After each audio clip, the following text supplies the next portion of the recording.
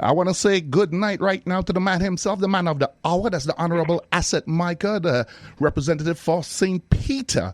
How are you today, sir? How are you tonight, sorry?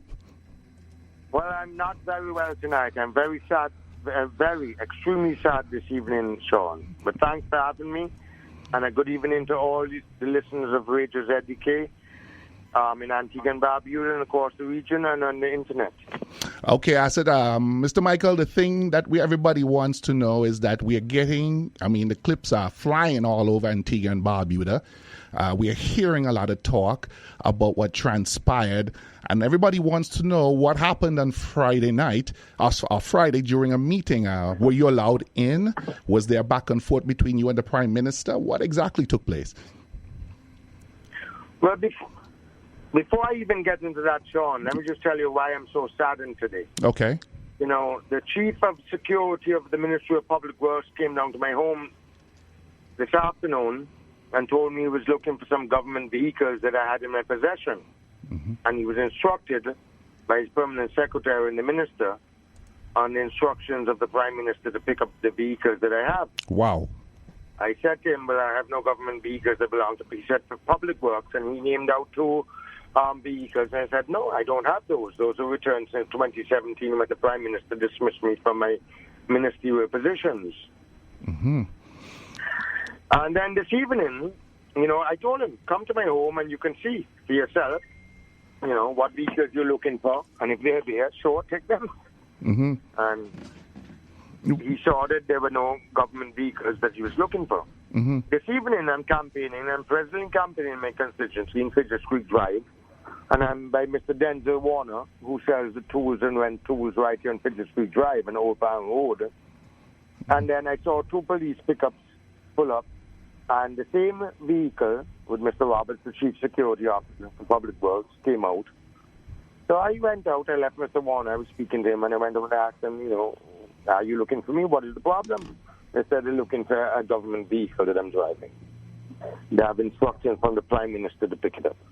I said, well, tell the Prime Minister, send a search warrant from the magistrate. If I'm in possession of any government vehicle, I will surely return it. I don't need to drive a government vehicle. I have two Mercedes-Benz in my home, Sean. Mm-hmm. One a Maybach that my mom is 80 years old, does not even drive. And another one that I bought from Annie Motors.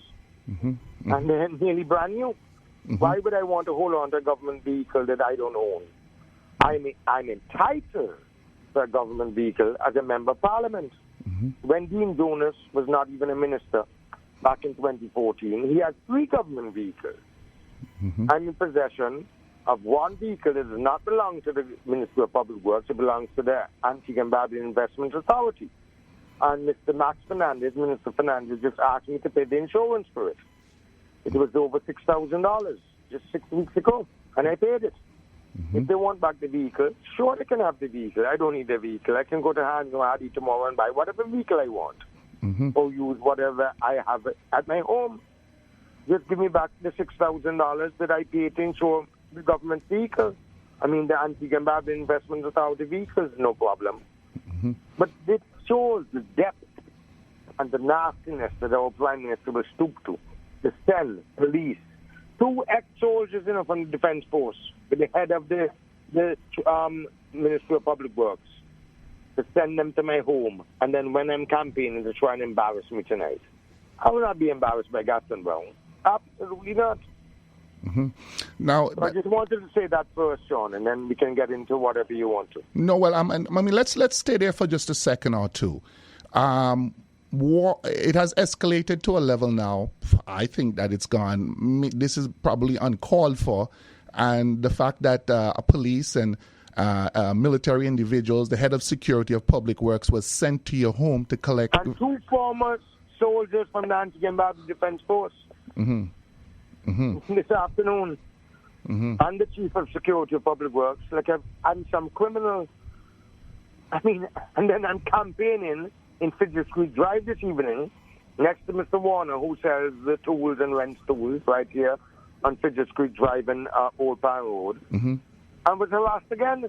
And they had about 2 or 3 police pickups that accompanied them. Now, it being like that, I guess it has passed, it has gone to a level of no return right now, Mr. Michael. I don't think most people would have thought that it would have gone this far.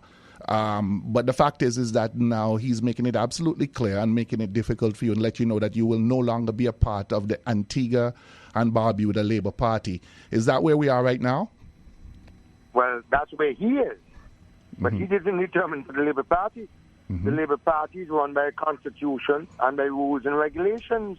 You remember when he started this process of his kangaroo tribunal, Sean, created to carry out one man's wishes without any due process, and I took them to court. I said it could not be right.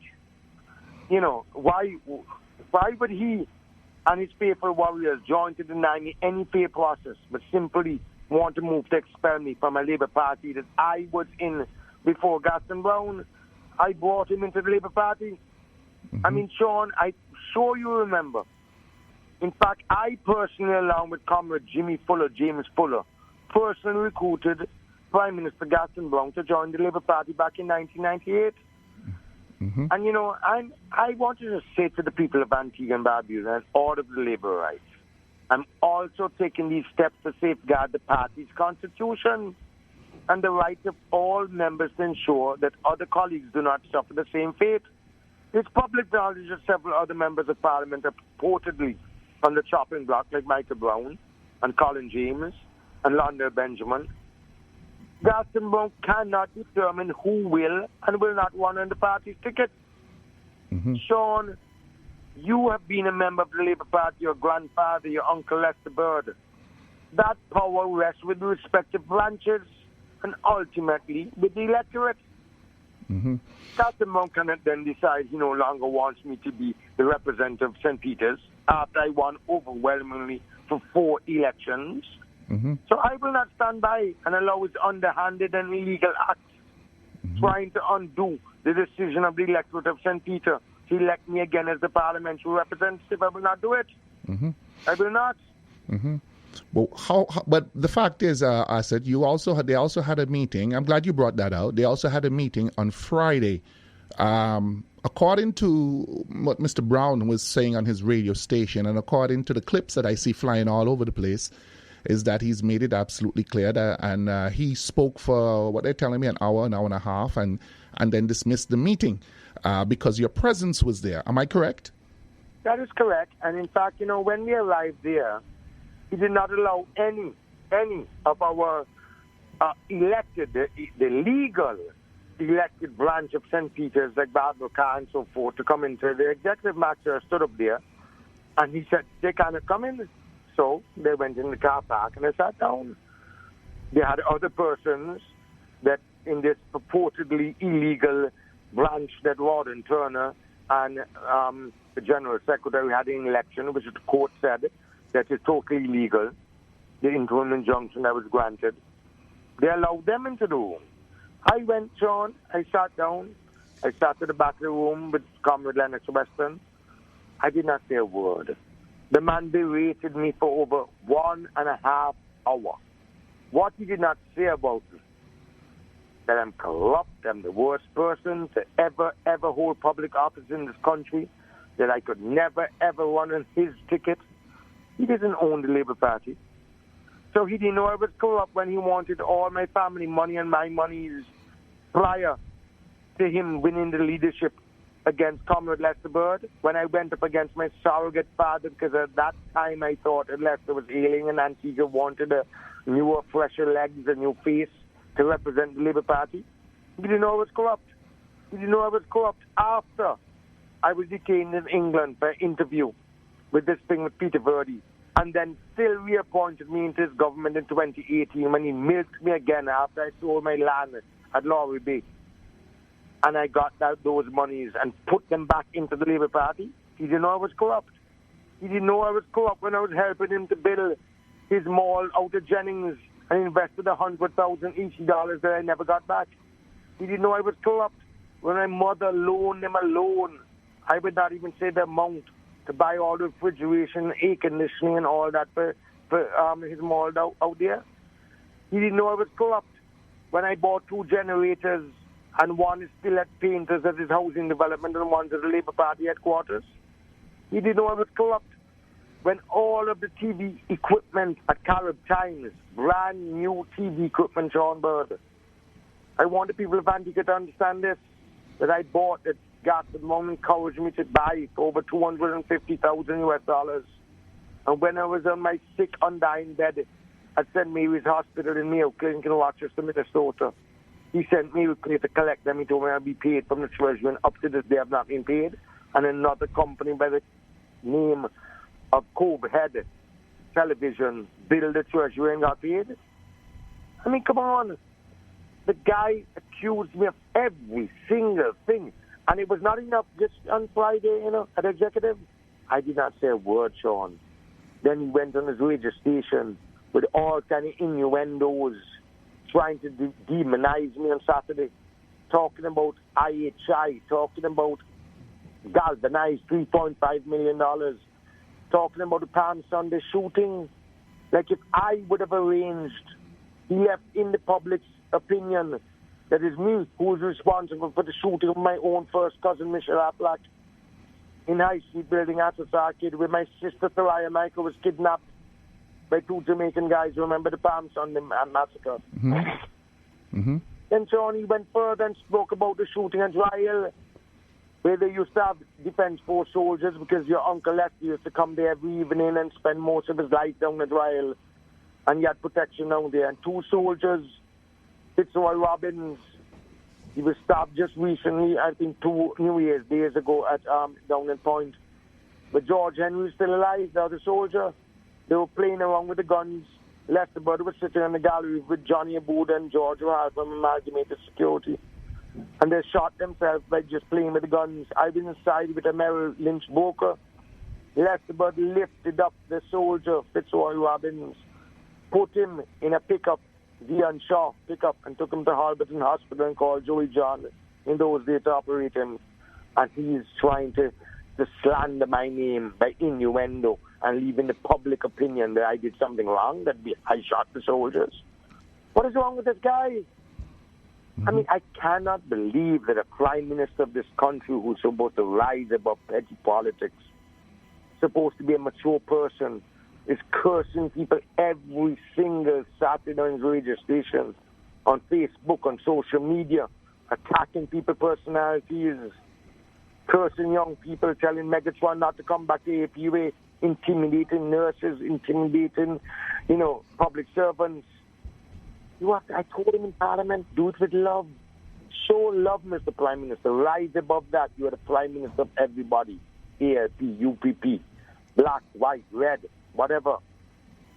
But I'm so disappointed in this man that I had so much hope for when I really, really and truly won the convention against Comrade Lester Bird and made him political leader.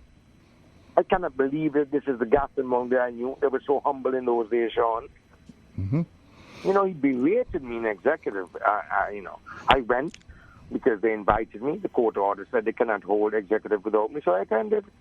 And all the man did for 90 minutes was barrage with a lot of lies and half-truths and all of this. Mm-hmm. It's not right that Gaston Monk can just by himself decide he no longer wants me to be the representative of St. Peter's. Absolutely not. Mm-hmm. Now, with that being said, that's a lot of stuff that you've put out there, Asot, and the fact is that now that it was dismissed right after the Prime Minister had said what he had to say? Well, as soon as he finished speaking, Sean, he pounded his hand on the table and he said, meeting closed. Mm-hmm. So nobody had any chance to ask any questions. No comrade had any chance to weigh in, to say anything. Absolutely nothing. Mm-hmm. And Sean, must remember, there are processes within the anti-embarrass Labour Party that allows us to address the issue of candidates. Mm-hmm. Wherever the party's leadership is holding the organization to ransom. That's what he's doing, Sean, in intimidation. We can't intimidate Asot Michael. Mm-hmm. These processes cannot work. They require Gaston Brown's leader to convene a caucus to raise the issue and allow for free debate within the party. Not to shut down the meeting like how we did last Friday. And this will allow him the Piada Caucus, myself, and any other interested comrades to weigh in and be given an opportunity to respond appropriately. Mm-hmm. But you know something, Sean? Mm-hmm. Even this, the emperor denies. As he stands in his new clothes, I want the people of Antigua to understand. So who amongst us in this country will hold Gaston Brown to account? Who amongst us will put the welfare of the party above the personal excesses of one man, of our own personal interests? Mm-hmm. And who among us will speak out, Sean? Mm-hmm. Who will call a spade and a naked emperor a naked emperor? Well, I want to let Gaston Brown know this evening. Asot Anthony Michael will do so. He can't intimidate me. He say, "Just ship me off to England. I must rot in a cell. He can extradite me." Mm-hmm. And I cannot expect anyone else to stand and be counted if I, myself, were to allow this personal and bizarre behavior to go unquestioned or unchallenged.